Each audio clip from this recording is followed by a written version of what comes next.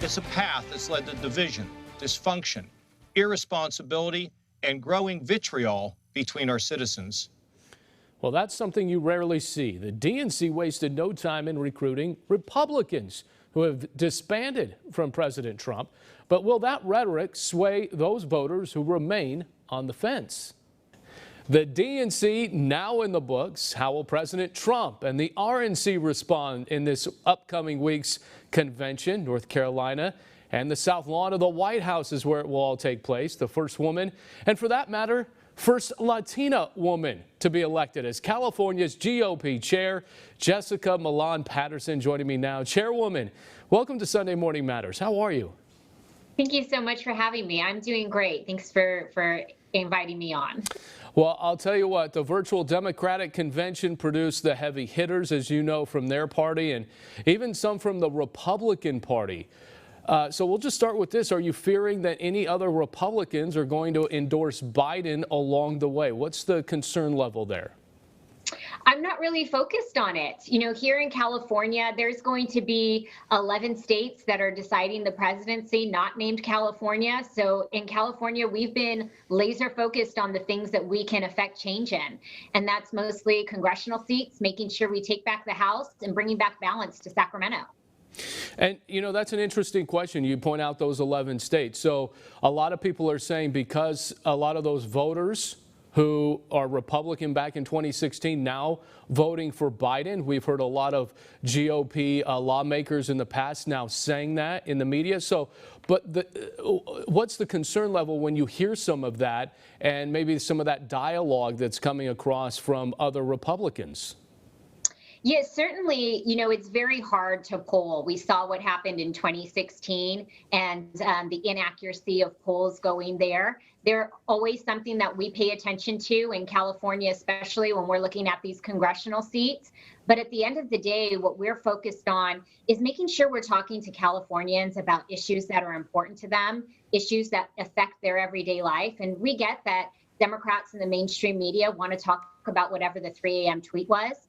But we're focused on talking about keeping our lights on and making sure that California is affordable enough that 53% of our constituents don't want to leave, or making sure that our kids are getting a good K through 12 education, or that our streets are safe. And that's what we're going to be focused on. That's what our candidates are focused on here in California.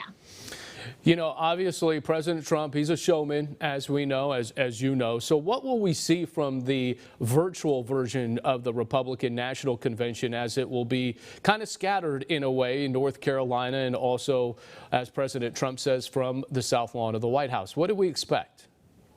Well, I think that we will definitely be seeing some of our superstars from all around the country that are speaking. I was just on a conference video yesterday with a candidate in Pennsylvania that's going to be speaking at the convention. So we'll be having some exciting Republican superstars as well. But we also have to get done the business of the convention, and that is making sure that our nomination is done in the proper way. And that's one of the things that I'll be focused on in the next few days in North Carolina. You know, I kind of want to bring it back to California a little bit. As a Latina, I'm sure you can appreciate Senator Kamala Harris's VP nomination, as it is historic. And I want to set political fences aside here. Just give me your personal thoughts on what this means.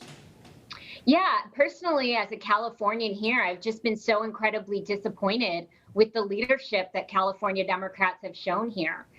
The things that, you know, the rest of the country looks at California to, it's not what to be. And that's sad and it's unfortunate when we're the #1 state in the nation when it comes to poverty, when it comes to homelessness. And the things that we're at the bottom of are K through 12 education, affordability, safe streets. These are things that Californians, you know, are trying to get back from. We're trying to turn a corner. We're trying to make our state golden again. And the leadership of California Democrats have put us in this position with the policies that they have invoked over the last decade. And Kamala Harris has been at the top of the list when it comes to these types of policies. But Chairwoman, I just kind of want to get your thoughts about the historical value of it, of having a woman of color being nominated, especially from California. Yeah, certainly there is historical hope for that. But as a Californian and personally, I'm not excited about those types of policies coming to the nation. I want to talk about something that's very controversial now. Vote by mail has become one of those viral topics that everybody's talking about, from the White House all the way here to California, especially here in the Central Valley. The Postmaster General, as you know, has backed off some of those cost-cutting measures, and he says those won't happen until after the election. But really, I want to get your thoughts here. Why is the Republican Party, President Trump, so concerned about vote by mail? Why is there no confidence in one of the longest institutions, the U.S. Postal Service?